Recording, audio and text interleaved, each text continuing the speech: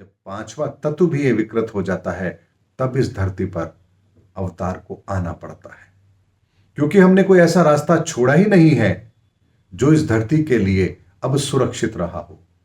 ऐसे में जब ये पांचवा तत्व, आकाश तत्व जब विकृत होने लगता है, तब परमात्मा को मजबूर होकर इस धरा पर अवतार लेना पड़ता है। इसीलिए तीसरा तत्व भी विकृत होना आरंभ हो चुका है। इसका इंडिकेशन हमें विमान की तकनीकी खराबी से मिलने लगा है। चौथा तत्व, भूमि तत्व, भी अब बहुत जल्दी आपको एहसास कराएगा, जब पूरे दुनिया के अंदर खाद्यान्न संकट खड़ा होगा। और पांचवा तत्व विकृत जब होगा तो वो दृश्य हम लोगों की समझ से परे होगा, क्योंकि ईश्वर से ही अगर हमारा विश्वास उठ गया तो फिर इस धरती पर शेष रहेगा क्या। जय सनातन धर्म की प्रिय सनातनियों, आप सभी का स्वागत है हमारे इस कार्यक्रम में। 5 नवंबर को अमेरिका के राष्ट्रपति के चुनाव परिणाम आ जाते हैं। ट्रंप विजयी हो जाते हैं और पूरी दुनिया के अंदर एक बात बहुत तेजी से वायरल होती है कि अब तो युद्ध रुक जाएगा, क्योंकि ट्रंप का वादा था कि अगर वो जीते तो सबसे पहले युद्ध को समाप्त करेंगे और एक दिन के अंदर ही इस युद्ध को रोक देंगे। लेकिन अगर आपको ध्यान हो तो मैंने चुनाव परिणाम के जस्ट बाद में ही एक वीडियो आपको बनाकर दिया था और कहा था कि ये युद्ध रुकने वाला नहीं है, बल्कि अब इस युद्ध की कमान विनाशकारी ताकतों के हाथों से निकल करके सृजनात्मक जो सोच वाले लोग हैं उनके हाथों में जाने वाली है। यानी युद्ध तो होगा, लेकिन नियंत्रित परिस्थितियों के अंदर होगा, जो उनकी मजबूरी भी होगा। यानी जिन लोगों के हाथ में ताकत है, उनकी मजबूरी होगी कि वो इस युद्ध को फेस करें। मेरी इस बात को उस समय पर आप लोगों ने कितना सीरियस लिया मुझे नहीं पता, लेकिन आज केवल 15 दिन बीते हैं उस बातों को और सब चीज हमारे सामने है।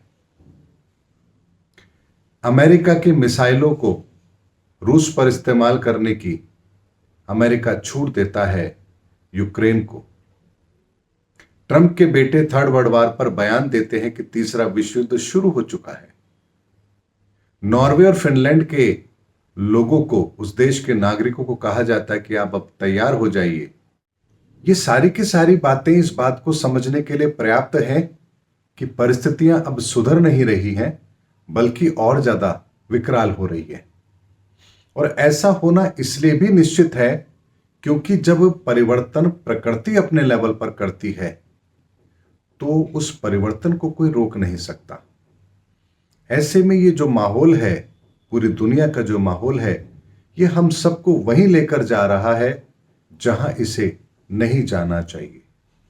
यानी इस समय पर, जैसा मैंने आप लोगों को एक वीडियो में कहा भी था, कि जो इस पूरी घटनाक्रम के पीछे लोग हैं, जो अब तक नकाब ओढ़े हुए हैं, वो नकाब उनके उतरेंगे। वो लोग बेनकाब भी जरूर होंगे। ऐसे में ये जो समय है जनवरी तक का, यानी कि राष्ट्रपति चुनाव के परिणाम से लेकर जनवरी में जब वो ट्रंप अपना कार्यभार संभालेंगे, उसके बीच का जो समय है, ये अमेरिका के अंदर उन लोगों को बेनकाब जरूर कर देगा जो चाहते ही नहीं है कि विश्व में शांति हो। और ये जो समय होगा, एक आपने कहावत सुनी होगी ना, खाओ नहीं तो ढोल दो। यही कार्य इस समय पर अमेरिका के वर्तमान राष्ट्रपति करेंगे भी, और इसकी आशंका किसी को भी नहीं थी। लेकिन जो ग्रहों की परिस्थिति है वो ये बताती है कि अगर परिणाम गंभीर होंगे तो कोई ना कोई व्यक्ति ऐसा कारण तो पैदा जरूर करेगा जो आने वाले समय की परिस्थिति को खराब करे, और वही काम बाइडेन करके जा रहे हैं। यानी युद्ध को रोकने की कोई भी परिस्थिति, कोई भी संभावना शेष ही ना रहे, ऐसी व्यवस्थाओं को वो अपने कार्यकाल को पूरा होने से पहले पहले करना चाहते हैं। और साथ ही रशिया ने भी अपने युद्ध की पॉलिसी में एक परिवर्तन किया है कि जो परमाणु संपन्न देश नहीं है, लेकिन यदि वो किसी परमाणु संपन्न देश की सहायता से उस पर मिसाइल से हमला करते हैं तो वो इस हमले को उस देश का हमला मानेंगे, उस परमाणु संपन्न देश का हमला मानेंगे, और इसकी वजह से वो भी परमाणु हथियार का प्रयोग करेंगे, इस बात का संशोधन उन्होंने अपने कानूनी तौर पर कर लिया है। अब तक ऐसा नहीं था, लेकिन अब ऐसा हो चुका है। यह बात मैंने आपको सिर्फ वर्तमान के अंदर जो घटनाएं घटित हुई है उसके आधार पर आपके सामने रखी है। इनमें से बहुत सारी बातें आप लोग जानते भी हैं। तो यहां मैंने वीडियो केवल इसलिए नहीं बनाया कि मैं आप लोगों को बातें बता रहा हूं। इन सब बातों के पीछे जो कारण है, जो प्राकृतिक बदलाव है, जरा उसको समझ लीजिए। इस सृष्टि के निर्माण की जब हम बात करते हैं, खासतौर पर इस धरती की जब हम बात करते हैं, इस पृथ्वी की बात करते हैं, तो यहां पंच तत्व का सिद्धांत काम करता है। ये पांच तत्व कौन से होते हैं? जो ज्योतिष जानते हैं वो भी जानते हैं, जो आध्यात्म के बारे में जानते हैं वो भी जानते हैं। पृथ्वी, अग्नि, जल, वायु और आकाश तत्व। ये पांच तत्व इस ब्रह्मांड के अंदर भी सक्रिय हैं और इस धरती पर भी सक्रिय हैं। ब्रह्मांड में इनका रूप स्वरूप अलग होता है और इस धरती पर इनका रूप स्वरूप अलग होता है। इन पांच तत्वों में से अग्नि तत्व बहुत पहले सक्रिय हो चुका है। और अग्नि तत्व जब सक्रिय होता है, यानी विनाश के लिए अग्नि तत्व जब सक्रिय होता है, ध्यान से समझिएगा इस बात को। अग्नि तत्व नियंत्रित है तो सृजनात्मक कार्य करेगा, और अग्नि तत्व अगर अनियंत्रित है तो विनाशकारी काम करेगा। जैसे आपके घर में आग जलती है, लेकिन खाना पकाने के लिए जलती है तो आपके लिए श्रेष्ठ है, लेकिन वही आग अगर भड़क जाए, पूरे घर में फैल जाए, तो वो आपके विनाश का कारण बनती है। ठीक इसी तरह से अग्नि तत्व सीमित है तो इस धरती पर नवसृजन का कार्य करती है, गति देती है इस संसार को। लेकिन यही अग्नि तत्व अगर विकृत हो जाए, अनियंत्रित हो जाए, तो बड़ी बड़ी आगजनी की घटनाएं होती हैं और इस धरती का तापमान अचानक से बढ़ने लगता है। और इस समस्या को हम पिछले 2-3 सालों से देख भी रहे हैं। हर गर्मी के अंदर न जाने कितने ऐसे जंगल हैं जो जल करके राख हो जाते हैं। ये पहले नहीं होता था, लेकिन अब ऐसा होने लगा है। ये अग्नि तत्व के विकराल होने का संकेत है जो हमें बहुत पहले मिल चुका। उसके बाद जल तत्व की हम बात करते हैं। जल तत्व भी जब विकृत होता है तो बाढ़ आती है, सुनामी आती है, अत्यधिक वर्षा होती है। यह प्रक्रिया भी होना आरंभ हो चुकी है और दुबई की बाढ़ आपको ध्यान है, और भी यूरोप के कई देशों के अंदर जो बाढ़ के हालात बने हैं, ये सब आपको पता है। यानी जल तत्व भी विकृत हो चुका है। यही जल तत्व जब नियंत्रित होता है तो बेहतर बरसात होती है, हर तरफ हरियाली होती है, हमारे वाटर रिसोर्सेज बहुत बेहतर तरीके से हमें उपलब्ध होते हैं। लेकिन जब ये जल तत्व अनियंत्रित हो जाता है तो बाढ़ सुनामी के रूप में हमारे सामने आता है। और केवल इतना सा नहीं है, यही दोनों तत्व जब विकृत होते हैं तो हमारे भीतर भी एक बहुत बड़ा परिवर्तन आता है। बड़ा ध्यान से समझिएगा जो बात मैं कह रहा हूं। जब अग्नि तत्व अनियंत्रित होता है तो हमारे स्वभाव के अंदर क्रोध बहुत बढ़ जाता है। हम बात बात पर क्रोध करने लगते हैं, हम एक दूसरे को नीचा दिखाने का प्रयास करते हैं, हम अपने आप को श्रेष्ठ साबित करने का प्रयास करते हैं। हमारा अहम चरम सीमा पर पहुंच जाता है और इसी अग्नि तत्व की विकरालता के कारण से पूरी दुनिया के अंदर इस समय यही हालात बने हुए हैं। यही अग्नि तत्व अराजकता को पैदा करने का काम भी करता है। तो जितने भी आप घटनाओं को देख रहे हैं, जो आतंकवादी घटनाएं हैं या अनियंत्रित होती हुई परिस्थितियां हैं, सैन्य ताकतें हैं, शस्त्रों का प्रयोग है, ये सब उसी अग्नि तत्व के विकराल रूप का परिचायक है। जब हम जल तत्व की बात करते हैं, जब ये जल तत्व भी विकृत होता है तो भौगोलिक तौर पर तो हमें इसका परिवर्तन देखने को मिलता है, लेकिन हमारे भीतर भी इसका बहुत बड़ा विकराल रूप सामने जरूर आता है। हमारे मन की स्थिति अनियंत्रित हो जाती है। हम जो खुश रहने वाले लोग हैं, संतुष्ट नहीं हो पाते हैं, बात बात पे दुखी होते हैं, डिप्रेशन की भावना हमारे अंदर आती है। हम एक दूसरे को नीचा दिखाने का प्रयास करते हैं, एक दूसरे से जलने लगते हैं, हम किसी की तरक्की को देख करके कुंठित होने लगते हैं, हम किसी भी तरीके से दुनिया को समाप्त करने के बारे में सोचने लगते हैं। हमारे मन में यह भावना आती है, अगर मैं नहीं तो कोई भी नहीं। यह हमारे जल तत्व की विकृतता का वो रूप है जो आप देख चुके हैं कि इस समय दुनिया के हालात क्या है। लेकिन इससे आगे की परिस्थिति को आपको समझना पड़ेगा, और यही इस पूरी घटनाक्रम का मुख्य स्रोत भी है। अब तीसरा तत्व वायु तत्व ये दूषित होने लगा है। वायु तत्व दूषित होने लगा है तो यहां पर वायु तत्व से संबंधित जितनी भी भौगोलिक चीजें हैं आपको वहां पर भी परिवर्तन देखने को मिलेगा। वायु तत्व से संबंधित जितनी भी चीजें हैं उनके अंदर आपको परेशानी आती हुई नजर आएगी। अब वायु तत्व खराब होने से भौगोलिक स्तर पर क्या होगा? अत्यधिक तेज हवाओं का चलना, बवंडरों का उठना, यह वायु तत्व का विकराल रूप है।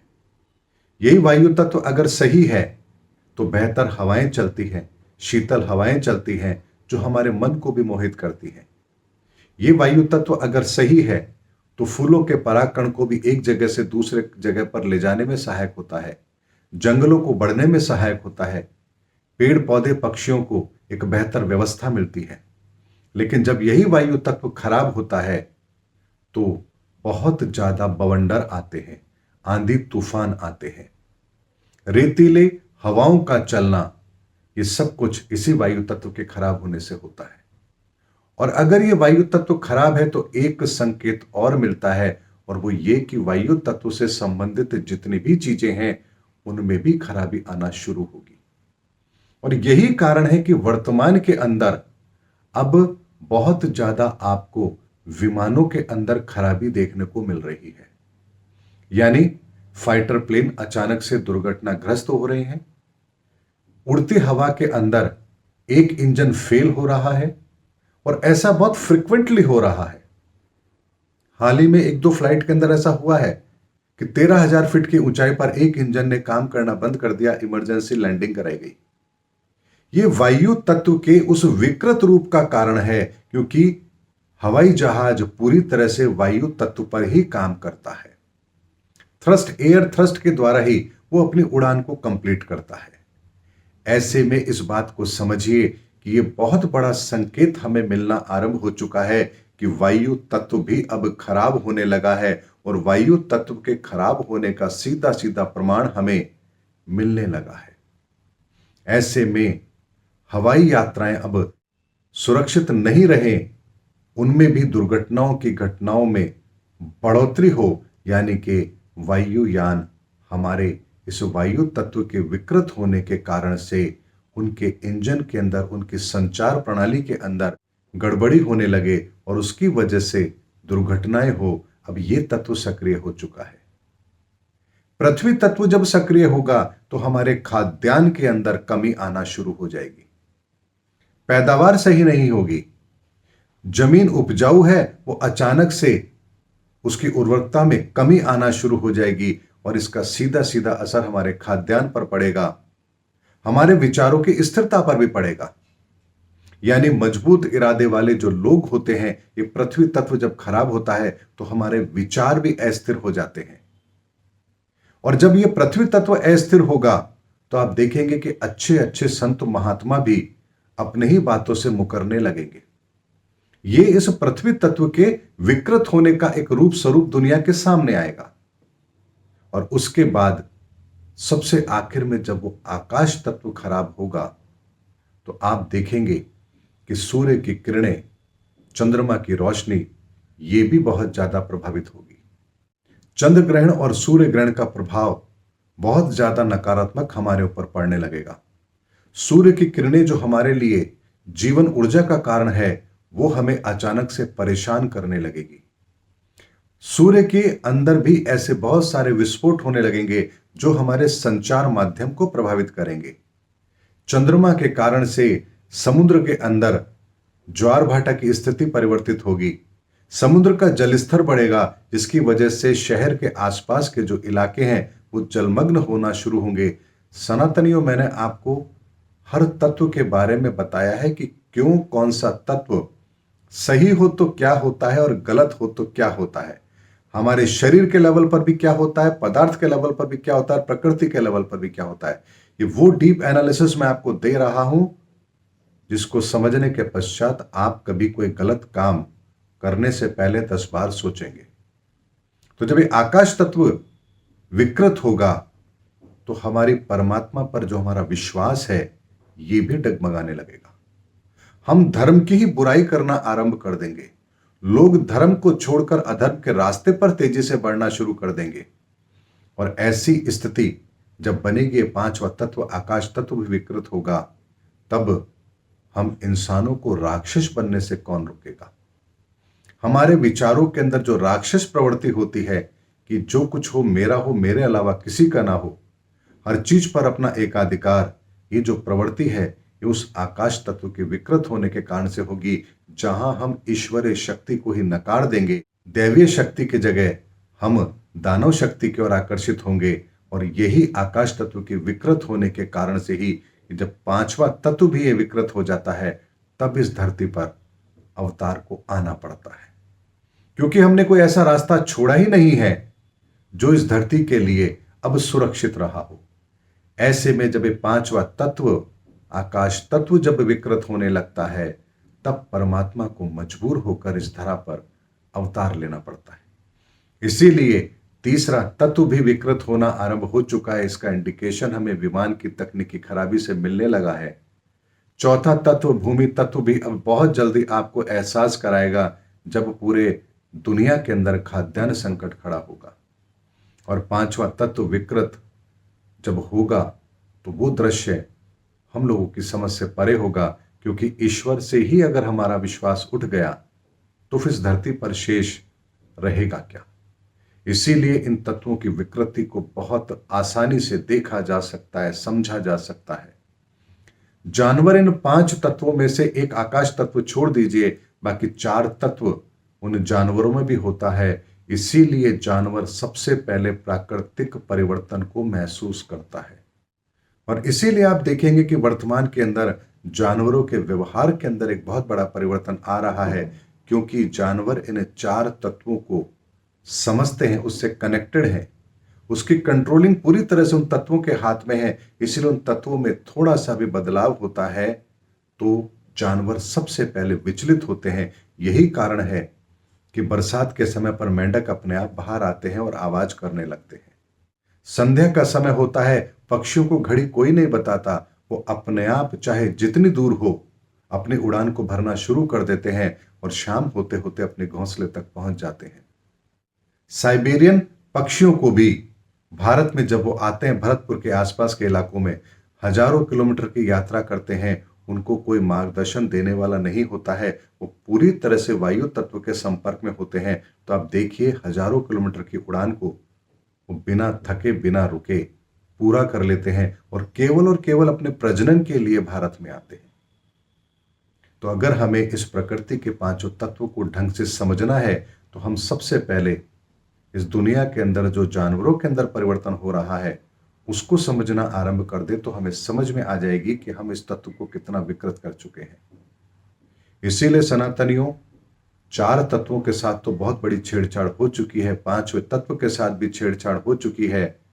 ईश्वर से यही प्रार्थना है कि हे ईश्वर, इस पंच तत्व को सुरक्षित करो, इस धरती को सुरक्षित करो और जो कार्य आपको करना है उसे शीघ्र पूर्ण करो, क्योंकि हमने तो इस धरती को बर्बाद करने में कोई कसर छोड़ी ही नहीं है।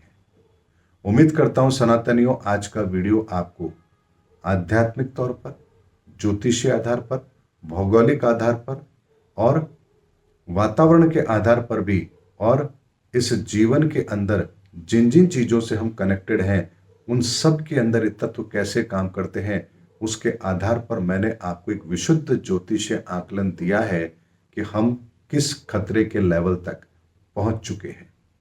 ये अनुमान नहीं है, ये साइंटिफिक विश्लेषण है, जिसका हर शब्द आपको प्रमाणित नजर आएगा। क्योंकि जो मैंने कहा है वो कल्पना नहीं है, हकीकत है, जिसे आप अपने सामने घटित होता हुआ देख रहे हैं। इसीलिए 30 मार्च 2025 जो मैंने कहा है वो यूं ही नहीं कहा है, उसके पीछे बहुत बड़ी मेहनत है, तपस्या है और त्याग है। उम्मीद करता हूं सनातनियों, मेरा वीडियो आपको जरूर अच्छा लगा होगा। अगले वीडियो में आपसे फिर भेंट होगी, तब तक हमारे चैनल पर बने रहिए। जय हिंद, जय भारत, जय सनातन धर्म की।